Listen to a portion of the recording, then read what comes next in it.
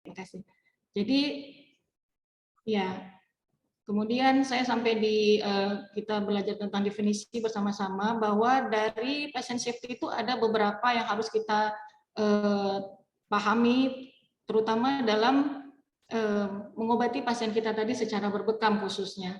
Jadi pelaporan segala tindakan, kemudian kita juga perlu mengadakan analisis atau riset belajar tentang bekam.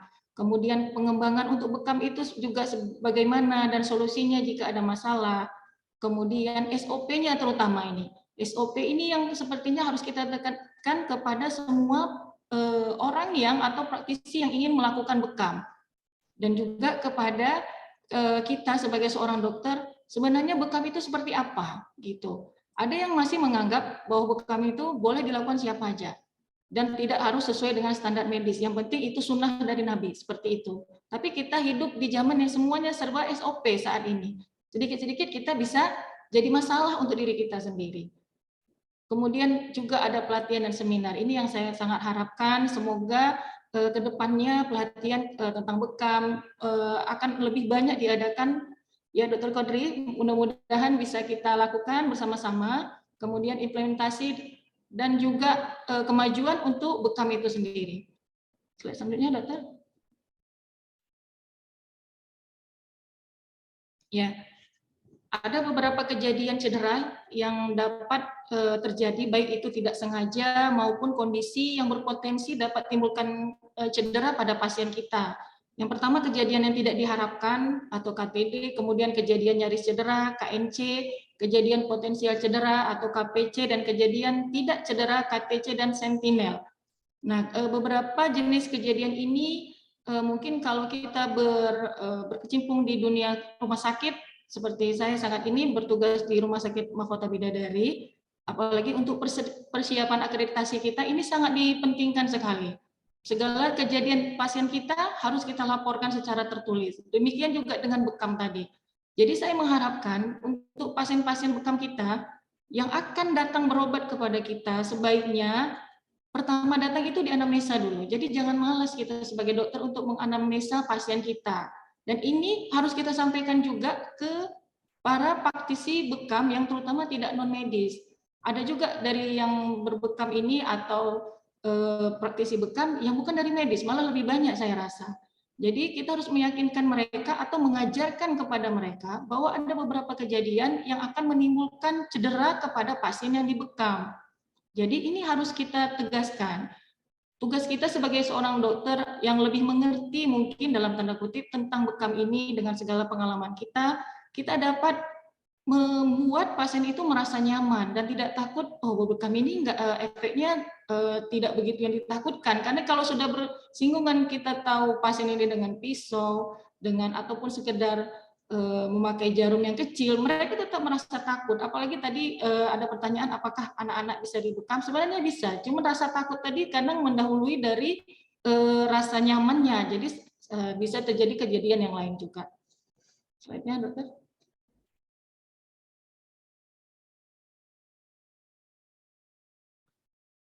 Kejadian yang tidak diharapkan adalah insiden yang mengakibatkan cedera pada pasien. Kemudian kejadian nyaris cedera adalah terjadinya insiden yang belum sampai terpapar kepada pasien. Kondisi potensial cedera adalah kondisi yang sangat berpotensi untuk menimbulkan cedera, tetapi belum terjadi pada insiden belum terjadi. Nah, saya di sini juga mengingatkan, kadang pasien kita dengan kadar gula yang tinggi, mereka ingin dibekam. Mungkin ada pengalaman dari Dr. Hasano, Dr. Agus terutama, Dr. Abdurrahman, banyak pasien kita itu yang sudah mempunyai penyakit kronis. Dia datang ke kita itu sudah timing terakhir biasanya. Dengan CA payudara stadium 4, pengen dibekam, nah seperti itu. Nah ini harus kita sampaikan kepada pasien kita, bahwa ada beberapa hal yang tidak bisa membuat mereka untuk dibekam. Seperti itu, jangan kita ngoyo kalau bekam ini. Jadi seolah-olah semua penyakit itu bisa dibekam tanpa melihat kondisi pasien. Bagaimana dengan pasien yang menderita kelainan darah? Tentu tidak mungkin kita bekam saat itu juga. Kita harus tahu juga efek samping dari berbekam adalah keluarnya darah tadi. Nah, ini adalah salah satu yang harus kita perhatikan dalam menganamnesa pasien. Jangan sampai pasien cedera gara-gara kita. Jangan sampai pasien jadinya mengalami luka yang lain setelah berobat dibekam sama kita. Sementara dia mengharapkannya bisa ada dalam kondisi sehat atau agak sembuh setelah kita bekam. Jadi jangan lupa di anamnesia ya, untuk pasien-pasien kita ini, untuk pengalaman kita semuanya. Kemudian kejadian tidak cedera adalah insiden yang sudah terpapar ke pasien tetapi tidak timbul cedera. Nah, intinya untung-untungan. Nah, seperti itu. Ini tidak yang kita ingin harapkan. Jadi tetap harus ada konsep secara medisnya itu seperti apa gitu. Kejadian sentinel adalah suatu kejadian tidak diharapkan yang mengakibatkan meninggal dunia atau cedera yang serius kepada pasien kita. Nah, mudah-mudahan tidak ada sampai yang meninggal. Mungkin kalau pingsan ada ya, Dokter Rahman ya punya pengalaman dulu, ingat saya. Dan juga Dokter Agus pernah cerita dulu, ada juga pasien kami dulu tiba-tiba pingsan. Ternyata sebelum berbekam belum makan, nah gitu, udah 2 jam, 3 jam belum makan karena saking stresnya nggak makan karena mau dibekam. Ada juga yang seperti itu. Atau memang menderita hipotensi, darah rendah. Nah, ini harus kita pikirkan dan kita tanyakan sebelum berbekam tadi. Slide, Dokter.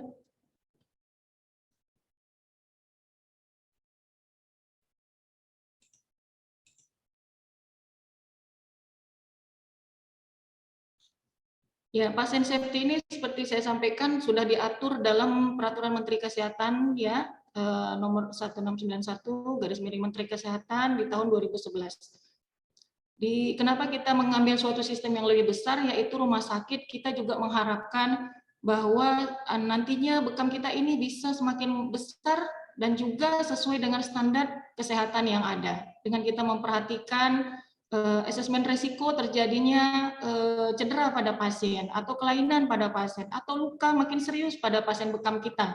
Jadi harus diidentifikasi dan juga dilihat risikonya, kemampuan pasien ini belajar dari kejadian, misalnya dia lukanya sudah diabetesnya tinggi pada saat datang ke kita harus bisa mengedukasi pasien tersebut, meyakinkan pasien tersebut bahwa mungkin diturunkan dulu kadar gulanya, atau kita bisa sambil memberitahukan kepada pasien kita bahwa segala resiko yang akan terjadi pada saat berbekam. Jadi jangan dibilang nggak ada efek sampingnya dari berbekam, nggak ada resikonya dari berbekam.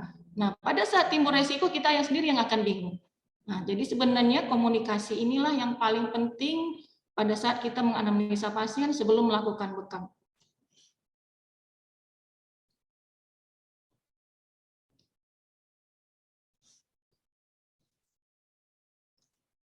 Konsep dasar keselamatan pasien ini adalah dari kualitinya, kemudian pasien safety dan legalnya, kualitas untuk pelayanan. Nah, kita sudah pernah dulu mencoba bagaimana pada saat berbekam itu darah tidak terlalu banyak berceceran di mana-mana. Mungkin ada pengalaman Dokter Hendra sebelumnya melihat kalau bekam itu darahnya di mana-mana berceceran. Sampai pasiennya tuh bingung, nih kok jorok kali tempat bekamnya. Kemudian tenaga kesehatan atau yang melakukan bekam tersebut sarung tangannya bisa pakai berulang kali. Ada seperti itu. Kemudian fasilitas kesehatan pada saat melakukan bekamnya itu tidak higienis seperti itu. Ya, jadi ini harus kita perhatikan juga. Jangan gara-gara kesalahan kita mau murah, terakhir pasien kena dengan penyakit yang lain. Ada beberapa yang mungkin harus saya tekankan seperti penyakit hepatitis itu dan HIV. Tidak mungkin kita melakukan bekam dengan alat yang sama. Masih sering kita jumpain seperti itu, tanpa ditanya-tanya, dilakukan bekam langsung, ternyata pasiennya HIV. Apakah kita tidak merasa berdosa menularkan lagi, kan? Darah itu tadi kepada pasien yang lain yang sehat, yang datang ke kita itu untuk percaya dengan bekam tadi. Ternyata kita menularkan penyakit baru pada mereka. Ini pasien safety juga merupakan suatu sistem yang harus kita terapkan, bukan hanya di rumah sakit, tapi juga di semua lini kesehatan, baik itu di klinik kita mungkin. Alhamdulillah bisanya kita bisa nanti mempunyai cita-cita punya rumah sakit sendiri, ya. Ini harus kita terapkan pasien safety. Dengan adanya pasien safety dapat memaknai bahwa di tempat dilaksanakannya praktisi klinis tersebut dapat dijamin bahwa pasien akan aman, pasien akan nyaman. Kalau pasien aman, nyaman, dan juga dia percaya sama kita, otomatis akan kembali lagi ke kita untuk melakukan terapi. Seperti itu ya Dokter Hendra. Jadi pasien kita lebih banyak nantinya.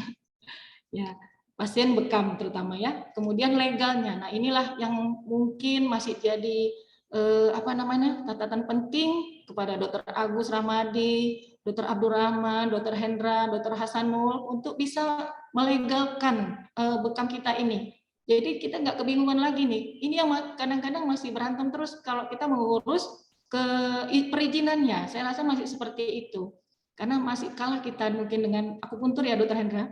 Jadi masih agak susah kadang. Mereka tanya ini legalnya seperti apa, seperti itu.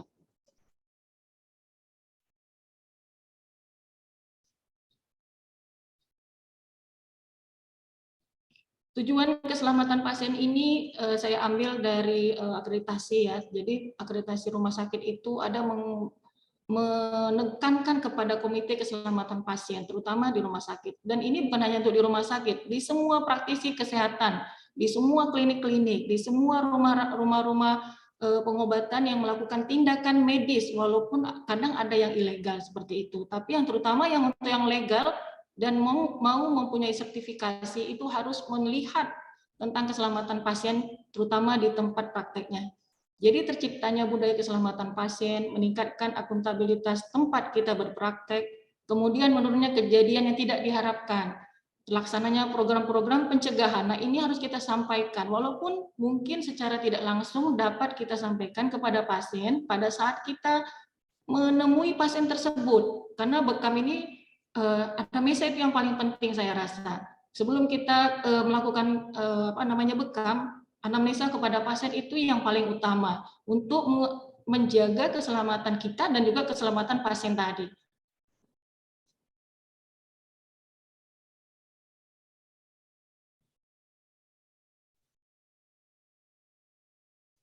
5 prinsip keselamatan pasien ini saya mengambil dari KON yang tahun 2000 adalah beberapa prinsip sebagai patient safety. Yang pertama, provide leadership-nya, menjadikan keselamatan pasien itu tujuan utama, ya. Kemudian bagiannya menjadikan keselamatan pasien sebagai tanggung jawab bersama. Pasti kita kan merasa seperti itu, apalagi kita sebagai seorang dokter, bahwa keselamatan pasien itu adalah tanggung jawab kita sebagai yang memberikan terapi kepada pasien tersebut. Kemudian menugaskan seseorang yang bertanggung jawab untuk keselamatan pasien tersebut. Jika kita mempunyai perawat yang kita latih, seperti di klinik Dr. Abdul Rahman itu perawatnya sudah terlatih, kemudian penyediaan SDM dan dana yang mungkin untuk tadi analis kesalahan dan ada bebagian sistem yang bermasalah. Jadi kita harus jangan lari dari masalah. Misalnya di tempat praktek kita, pada saat kita berbekam, ternyata pasien kita pingsan. Ternyata pasien kita kemudian timbul gatal-gatal di seluruh tubuhnya. Nah, ini nggak boleh lepas dari kita sebagai praktisi bekam tadi. Kemudian mengembangkan mekanisme yang efektif untuk mengidentifikasi unsafe dokter itu seperti apa gitu ya. Jadi mana hal-hal yang membuat kita merasa tidak nyaman untuk melakukan bekam kepada pasien itu harus kita pikirkan juga.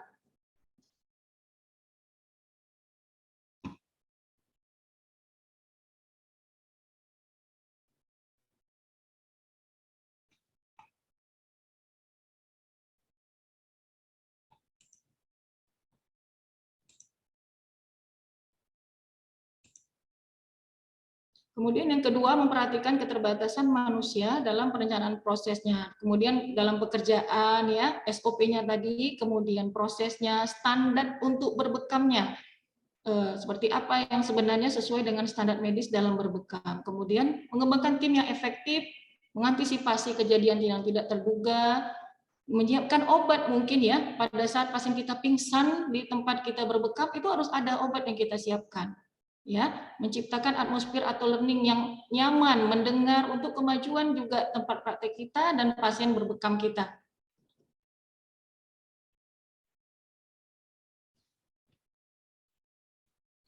Sasaran keselamatan kita untuk pasien terutama ini sesuai dengan akreditasi ya juga. Kita kalau buat klinik juga harus diakreditasi sekarang ya Dokter Hendra, Dokter Hasanul mungkin, Dokter Rahman dan juga Dokter Agus. Jadi sekarang semua harus diakreditasi. Jadi kita mempunyai legalitas yang diakui oleh negara seperti itu. Walaupun kita di dalamnya ada praktisi bekamnya. Dan standar WHO bahwa pasien safety yang digunakan itu harus sesuai dengan peraturan yang ada.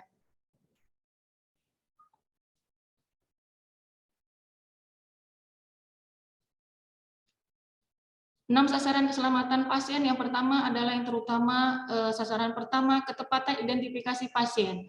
Mungkin karena sekarang pasien bekamnya udah banyak, Jadi kadang salah manggil namanya sama gitu. Atau pasiennya disuruh masuk aja semuanya. Bu, baris saja ya Pak, mana yang mau dibekam, buka bajunya belakang, nah, tinggal dibekam aja. Padahal harus dilihat satu persatu. Ditanya satu-satu pasiennya. Ada namanya rahasia pasien yang ingin diungkapkan kepada pembekamnya mungkin. Pembekamnya seorang dokter yang sudah handal mungkin. Tapi karena saking banyaknya pasiennya, nggak ditanya-tanya lagi nih pasiennya itu. Udah jajar aja ya, tidur aja di tempat tidur, nanti saya datang. Nah, seperti itu.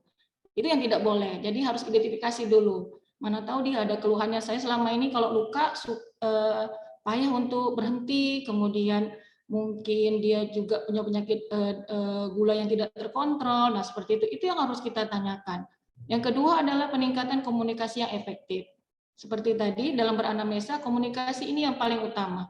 Kemudian sasaran ketiga adalah peningkatan keamanan kita dalam berbekam. Ini yang harus diwaspadai. Jadi nggak ada rasa aman kalau misalnya kita pun baru tahu atau baru pertama ikut pelatihan sudah mau buka bekam seperti itu.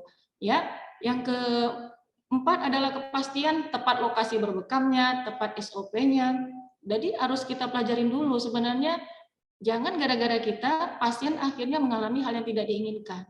Sebenarnya mau sehat akhirnya jadi datang penyakit yang lain. Seperti itu. Karena sudah pernah kejadian pasien dengan ternyata mempunyai kadar gula yang tinggi, kemudian ada pembekam kita membekam aja. Ternyata jadi luka yang besar sekali dan harus terakhir dilakukan tindakan pembedahan. Seperti itu.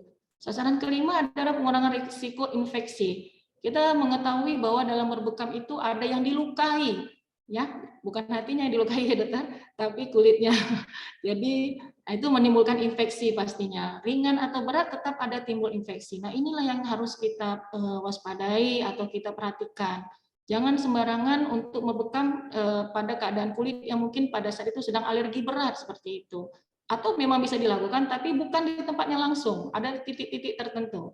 Tadi Dokter Hendra sudah menjabarkan secara, walaupun masih secara umum, mungkin nanti akan ada pelatihan lagi ya Dokter Hendra, kita adakan secara khusus untuk pelatihan bekam ini. Jadi harus kena ke hatinya dulu memang dok, untuk berbekam ini. Karena dari medis juga masih banyak yang ragu, memang iya nggak sih bekam ini gitu. Padahal kalau kita sebagai umat Islam bahwa bekam ini adalah yang disunahkan Allah, disunahkan Rasulullah. Jadi jangan ragu, kalau ragu udah nggak jadi sehat itu bisanya. Yang keenam adalah pengurangan risiko pasien jatuh. Jatuh ini pada pasien bekam bisa saja terjadi, seperti saya sampaikan tadi. Mungkin dia nggak makan, sudah ketakutan duluan, memang punya penyakit hipotensi. Jadi bisa aja kejadian jatuh ini pada pasien bekam. Standar dan sasaran keselamatan pasien. Yang pertama ada beberapa hal dalam standar keselamatan pasien, yaitu hak pasien. Nah, hak pasien ini harus kita perhatikan. Jadi pasien pada saat bekam itu merasa nyaman, dia, oh dokternya mau mendengarkan ya, nanti kita balik lagi lah bawa yang lain, keluarga semuanya gitu. Jadi kan ada rasa nyaman untuk pasien tadi. Itu haknya untuk mengetahui apa yang akan dilakukan kita sebagai dokter bekam kepada pasien kita. Yang kedua, mendidik pasien dan keluarganya. Ketiga, keselamatan pasien dan kesinambungan pelayanan. Nah, keselamatan pasien harus kita perhatikan juga. Ya, jadi jangan istilahnya saya nggak kurang suka kalau semua kita lakukan berbekam tapi tanpa edukasi kepada pasiennya. Itu sama aja kita dengan jual obat kan. Bedanya kita dokter ini dengan jual obat tadi karena kita punya ilmu untuk itu. Yang keempat, penggunaan metode yang sesuai, ya, yang telah dievaluasi dan juga itu akan membuat peningkatan keselamatan pasien tadi. Yang kelima, peran kita sebagai seorang misalnya pemimpin dari klinik atau mungkin banyak anggota pembekam kita di anggota kita, di bawah kita, itu harus kita perhatikan juga. Bagaimana keselamatan kita juga. Kan bisa saja seorang pembekam ini terpapar ya, terpapar pada saat membekam pasiennya. Kemudian mendidik perawat kita atau anggota di bawah kita agar lebih pasien safety, terutama kepada dirinya dan juga kepada pasien tadi. Yang ketujuh, komunikasi merupakan kunci yang paling efektif dalam kita melakukan terapi, apapun itu. Bukan hanya bekam, kadang kita bicara aja, pasien itu udah merasa nyaman, bisa jadi suatu kesembuhan yang pertama untuk dia. Dia yakin dulu dengan apa yang akan kita lakukan.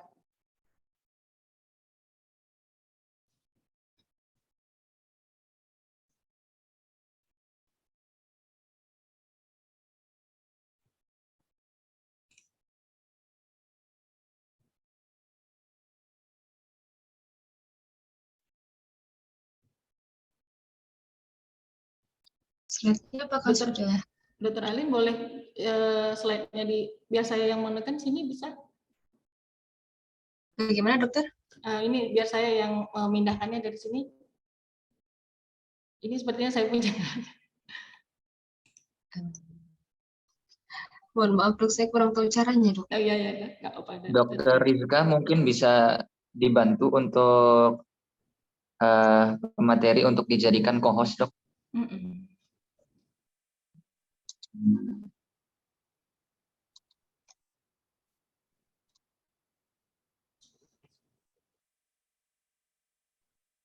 Silahkan dok, sudah bisa dicoba untuk share screen-nya. Mungkin Alin untuk close screen aja, nanti dokter bisa share screen sendiri. Oke, kita lanjutkan. Sasaran keselamatan pasien ini meliputi tercapainya beberapa hal ya.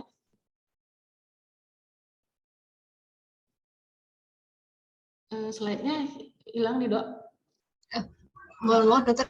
Ya. Dokter mau yang share screen atau saya dokter? Saya aja bisa, biar ini.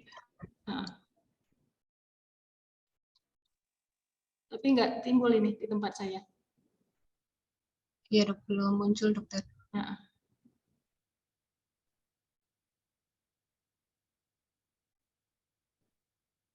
Mohon maaf dok, untuk screen-nya tidak bisa di remote dokter. Oh, iya. Jadi jika dokter ingin melanjutkan sendiri, dokter harus share screen dari device-nya dokter langsung. Atau dokter Alin aja ya, atau dokter Rizka, minta tolong dulu.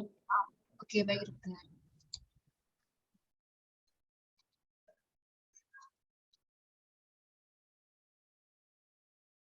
Sudah terlihat dokter? Belum dok. Oke, sudah dokter. Terima kasih dokter Alin. Kemudian tadi ini sudah sepertinya dok.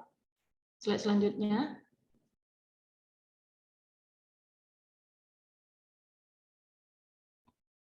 Iya, jadi ketepatan pada saat mengidentifikasi pasien ini sangat diperlukan ya untuk pasien safety, kemudian pemeningkatan atau obat yang kita perlukan pada saat berbekam itu juga harus kita perhatikan. Kemudian mungkin ada mempergunakan alkohol pada saat berbekam, kemudian ada pakai betadine, itu semua ada menimbulkan mungkin kepada pasien tertentu alergi. Nah, ini harus kita perhatikan juga.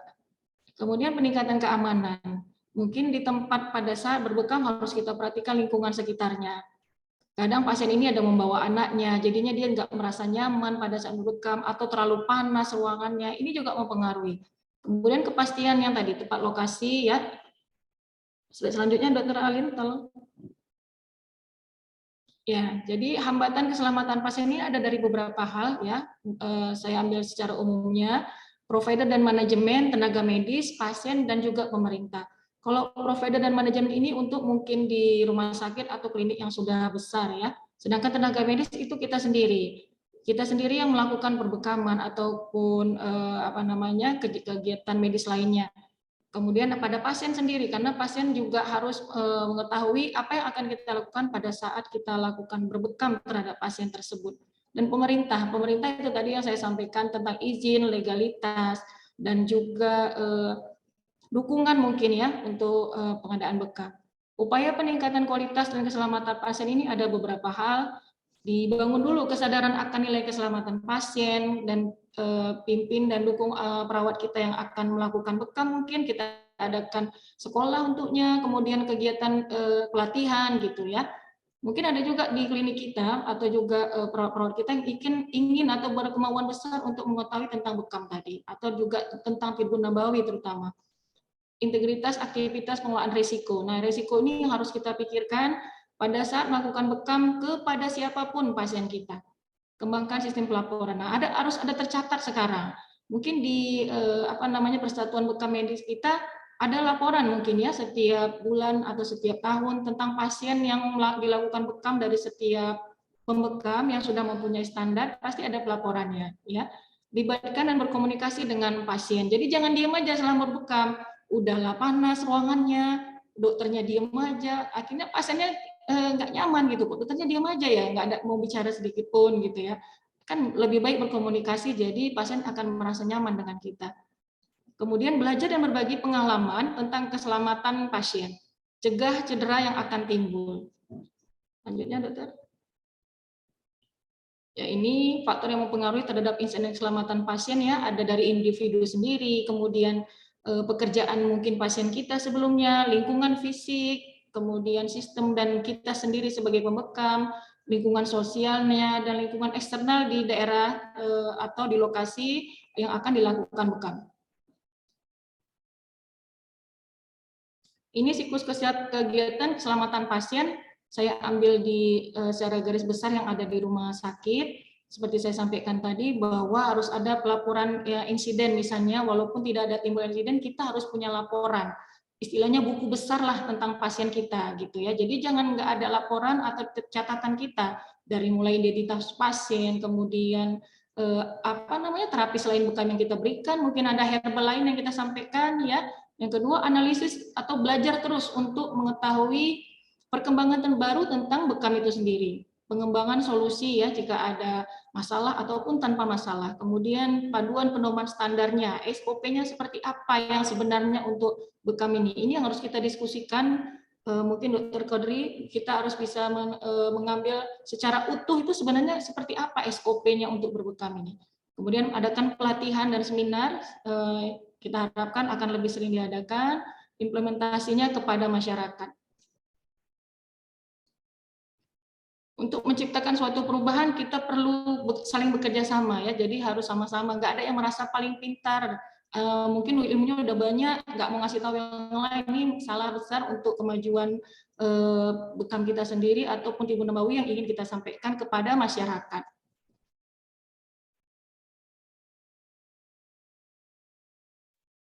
Nah, ini mungkin secara garis besarnya aja bahwa pasien safety itu bisa untuk di mana aja, bukan hanya untuk di rumah sakit, tapi untuk setiap kegiatan medis yang kita lakukan kepada pasien kita. Namanya sudah pasien safety. Setiap orang yang datang kepada kita, walaupun itu tidak diberi obat, tapi dia itu dapat dikatakan sebagai pasien, orang yang ingin mendapatkan sesuatu dari kita, baik itu berupa barang ataupun hanya mungkin nasihat aja, gitu ya.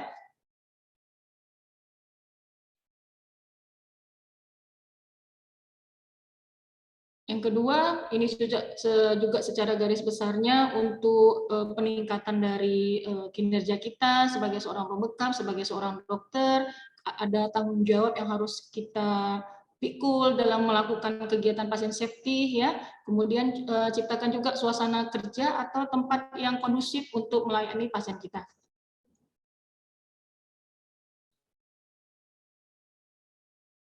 Ya, ini secara garis besarnya bahwa apapun yang kita lakukan itu, misalnya produk kita saat ini adalah bekam tadi atau dengan herbal yang lain, itu harus punya standarnya. Dan rumah sakit harus menerapkan keselamatan pasien dari awal datang sampai pasien itu selesai berobat di tempat kita. Diharapkan dengan adanya ini akan mengurangi terjadinya risiko-risiko pasien safety yang mengalami cedera, terutama untuk pasien bekam kita.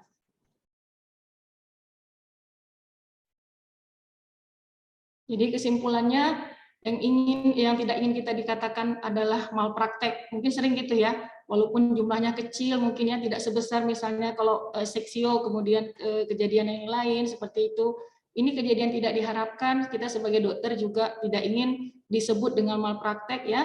Kemudian pasien safety adalah rangka strategis untuk menciptakan kualitas yang baik. Begitu juga dengan kualitas yang baik untuk berbekam. Jadi hubungan dokter dengan pasien itu harus partnership ya. Jadi jangan hanya memikirkan dalam tanda kutip itu materi aja gitu. Kenyamanan pasien itu yang terutama.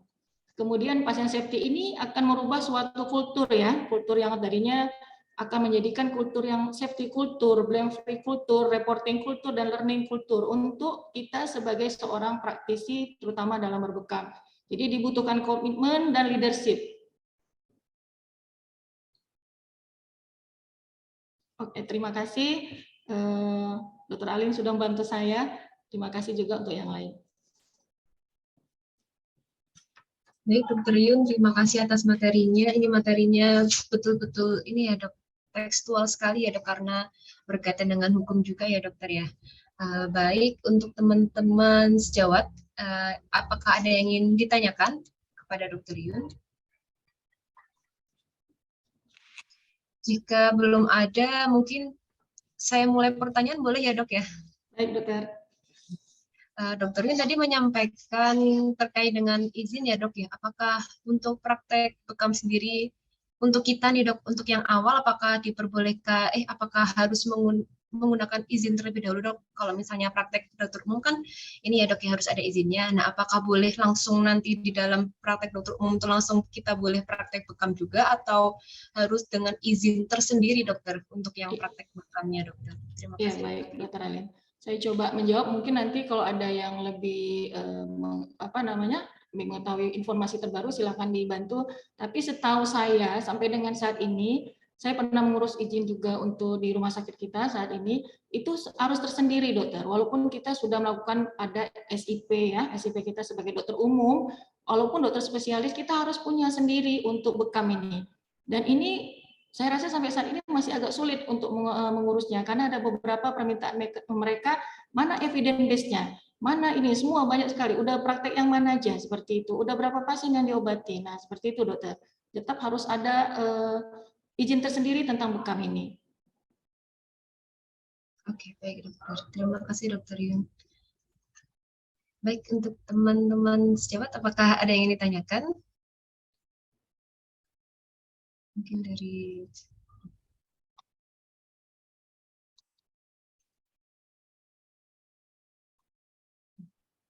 Belum ada ya dok. Izin lanjutkan pertanyaan lagi, berarti boleh ya dok? Boleh dokter.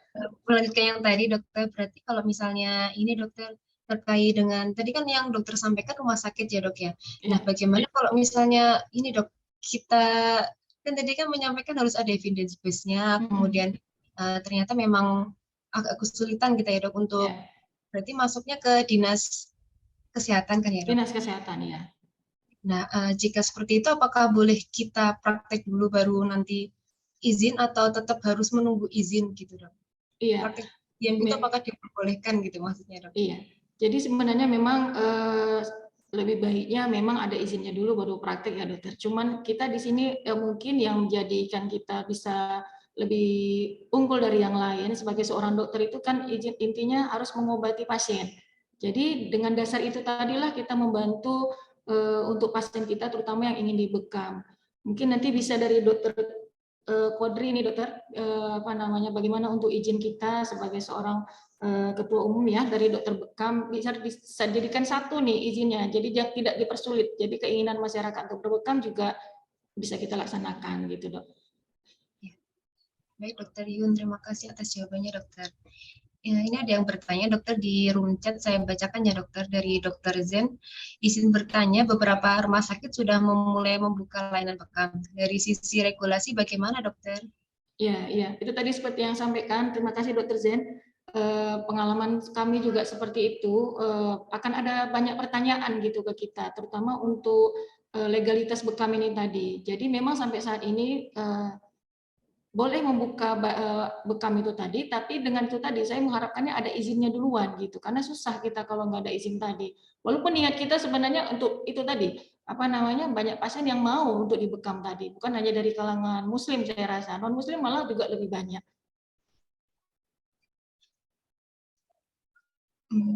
Ada yang bertanya lagi dokter dari dokter Adieli, apakah sudah ada cabang di beberapa tempat? Mohon maaf dokter, ini maksud pertanyaan bagaimana ya dok? Dokter Adieli, apakah mau raise hand saja untuk menyampaikan langsung?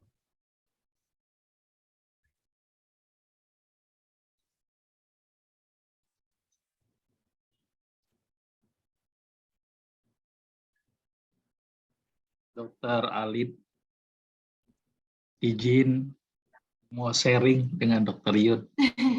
Assalamualaikum dokter. Waalaikumsalam, senang sekali bisa berjumpa dengan Dokter Yun. Iya dokter, dokter Agus sehat? Alhamdulillah, berapa tahun ya kita nggak berjumpa. Iya dokter. Izin menambahkan Dokter Yun, Iya, sekedar sharing saja. Alhamdulillah klinik sehat kami yang di Tangerang ya itu dapat izin dari dinas. Jadi klinik kami klinik Pratama. Terus pembekamnya mendapat izin dari dinas, jadi izin klinik khusus ya, tapi yang membekam bukan dokter, tetapi tenaga kesehatan perawat, dan mereka membolehkan untuk praktek bekam atas pengawasan dokter. Dan itu keluar dalam bentuk SIPT, ya, surat izin praktek tradisional. Jadi ini pengalaman saja, ternyata bisa kok, yang penting klinik sebenarnya. Jadi klinik benar klinik Pratama, tapi pakai izin khusus, kan ada tuh. Ada Pratama umum dan khusus. Nah, khususnya itu saya masukkan di situ izin praktek bekam. Tapi yang menterapinya itu adalah bisa perawat atau tenaga-tenaga yang memang sudah ada pendidikan bekam di bawah pengawasan dokter. Dan itu resmi, Dokter Yun. Berarti masih sama dengan yang dulu berarti dokter ya? Jadi terapi tradisional khusus memang dia. Gitu. Iya. Kliniknya benar klinik biasa, klinik Pratama, tetapi ada izin tambahan khusus. Iya, Dok. Biasanya itu di dinas ada seperti itu. Jadi mungkin bagi teman-teman yang mau mendirikan klinik bekam, ya bisa coba dengan cara yang seperti saya lakukan ya di daerah Tangerang gitu ya. Dan ternyata sudah dibolehkan, gitu. Tetapi di dalam pengawasan dokter. Karena kan masih berlaku ke PP 103 itu kan. Dia harus perawat ya dok? Perawat yang terakhir ikut pelatihan? Kemarin sih sebenarnya boleh perawat, boleh tidak perawat. Yang penting ada pengawasan dokternya dan sudah ada bukti training dari dokternya itu gitu kan. Iya dokter. Tapi mungkin dokternya bisa, untuk praktek bekam saya belum dapat izin. Udah nyoba juga dokter, cuma memang masih belum boleh gitu, masih mereka bilang itu tadi seperti lagu lama dulu juga dok. Masih. Iya, maka itu kenapa kita bikin organisasi PDBI, harapannya ini menjadi suaranya lebih nyaring lagi ya, dengan seorang diri. Iya benar dokter. Begitu Dokter Yun. Sekarang Dokter Yun berarti di mana? Masih di Medan atau di mana sekarang? Rumah masih di Medan dokter, cuma saat ini tugasnya di Langkat. Oh Langkat. Sekitar 2 jam. Kita bisa silaturahmi lagi nanti Dokter Yun. Boleh insya Allah, mohon maaf ya dok, semalam dokter datang nggak bisa jumpa.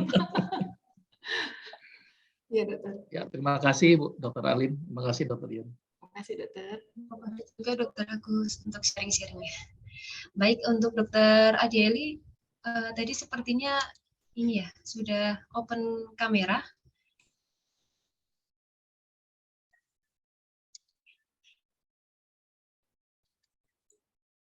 Ya, selamat siang. Selamat siang dokter. Selamat siang dokter. Maaf ya, ini yang saya tanyakan, ini di beberapa, ini apakah sudah buka cabang-cabang, terutama di Sumatera Utara. Kebetulan kami kan di Nias, di Gunung Stoli. Apakah ini sudah ada rencana untuk membuka cabangnya ini di daerah-daerah? Cabang klinik bekam maksudnya dok? Iya, iya. Iya dokter. Mungkin ini dari panitia bisa nanti dijawab. Saya rasa ini peluang besar ini udah disinggung nih sama dokter Adiel ini. Mungkin ini nanti yang paling utama tuh. Rencananya sepertinya ada ya dokter Alin ya, dokter apa? Sepertinya ada rencana dokter, rencana untuk membuka.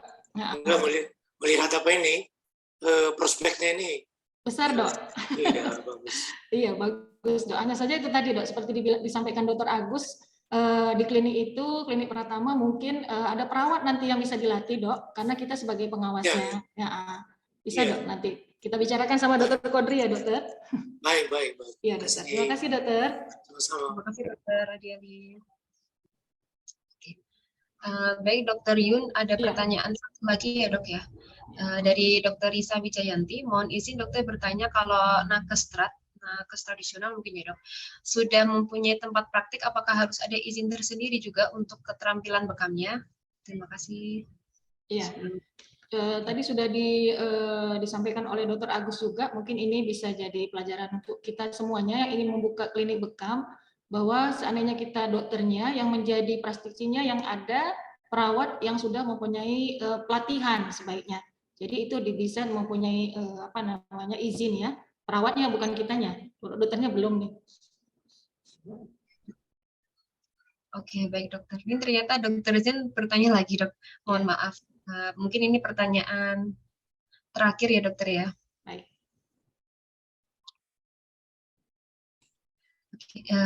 Dokter Zain ini menyampaikan bahwa prakteknya praktek akupuntur, dokter. Apakah boleh nanti tetap dimasukkan praktek bekamnya di dalam izin praktek akupunturnya, dok? Iya, sebenarnya kita dari awal itu sebaiknya mempunyai izin tersendiri, saya rasa. Karena kita nggak tahu nih, kadang ada, ya mungkin ada yang nggak suka dengan kita, seperti itu kan. Kita menjaga hal-hal yang tidak kita inginkan juga, yang bersangkut dengan hukum tadi. Jadi sebaiknya kalau kita sudah punya klinik, kita didik aja dulu perawat kita 1 atau 2 orang, yang laki-laki atau perempuan, untuk ikut pelatihan tadi. Pelatihan bekam, nanti kita bisa mengajukan seperti yang Dr. Agus sampaikan, bahwa menjadi klinik bekam yang melakukan adalah perawat atau yang sudah tersertifikasi seperti itu. Jadi jangan disatukan gitu. Sebaiknya jangan dibuat dulu. Akupuntur, bekam sendiri gitu. Oke, baik dokter. Baik dokter Yun, terima kasih atas pertanyaan dan diskusinya ya dok. Ya, insya Allah kita akan ketemu lagi di lain waktu ya dokter di acara kasih, dokter. yang sama insya Allah dokter. Ya baik, ini ada teman-teman yang bertanya lagi dok, tapi karena waktunya sudah habis, nanti insya Allah akan dilanjutkan di pertemuan berikutnya. Begitu ya dokter Yun. Terima kasih dokter. Terima kasih dokter Agus untuk semuanya. Assalamualaikum warahmatullahi wabarakatuh. Waalaikumsalam warahmatullahi wabarakatuh. Alhamdulillah untuk materi keempat atau yang terakhir sudah selesai. Saya selaku moderatornya Dr. Yun izin undur pamit diri. Mohon maaf apabila ada kekurangan dalam kekurangan dalam saat menjadi moderator. Baik, saya kembalikan ke Dr. Rahman. Sebelumnya terima kasih. Wassalamualaikum warahmatullahi wabarakatuh. Waalaikumsalam warahmatullahi wabarakatuh. Terima kasih Dr. Alim dan Dr. Yun atas materi dan pendampingannya. Hadirin sekalian, kita sudah sampai pada akhir acara dan izinkan saya sedikit memberikan kesimpulan dari apa yang sudah disampaikan oleh pemateri 1 sampai dengan pemateri yang terakhir. Jadi dalam hadis riwayat yang disahihkan oleh Sunan Abu Dawud disampaikan bahwa Rasulullah Shallallahu Alaihi Wasallam bersabda, barang siapa yang berbekam maka ia akan sembuh dari segala penyakit. Dan kita sudah tahu, sudah dipaparkan oleh beberapa pemateri kita di pemateri yang kedua, pemateri yang pertama, pemateri yang ketiga. Kita tahu bahwa manfaat dari bekam itu banyak sekali. Akan tetapi kita jangan memahami hadis ini secara tekstual. Tidak boleh kita memahami hadis ini secara saklek, karena memang ada penjelasannya lebih lanjut. Kalau saya menyederhanakan begini, gula dan garam itu adalah bumbu dari segala masakan. Akan tetapi apakah semua masakan itu menjadi lezat cukup hanya dengan garam dan gula saja? Tentunya ini butuh bumbu-bumbu yang lainnya. Dan ini disampaikan dan diingatkan oleh Dr. Yun bahwasannya segala tindakan medis apapun itu jenisnya, baik itu bekam, kemudian akupuntur, kemudian tindakan medis modern yang lainnya, harus berdasarkan indikasi, kemudian ada kontraindikasi, ada diagnosisnya, ada dosisnya, dan lain sebagainya. Dan ini adalah PR untuk kita bersama untuk memahamkan kembali kepada masyarakat konsep yang benar. Bukan hanya konsep yang benar, tapi juga konsep yang adil. Jadi manfaat kita sampaikan, tapi resiko juga tidak boleh kita tinggalkan untuk kita sampaikan juga. Dan hari ini PDBI hadir kepada masyarakat untuk menjelaskan konsep yang benar dan adil tersebut. Izin saya menutup dengan pantun kepada peserta sekalian. Wedang jahe enak disantap malam hari. Lebih lengkap jika disantap dengan yang tercinta. Demikian kami dari PDBI pamit undur diri. Sampai jumpa di edukasi bekam medis berikutnya. Demikian, Assalamualaikum warahmatullahi wabarakatuh. Waalaikumsalam warahmatullahi wabarakatuh.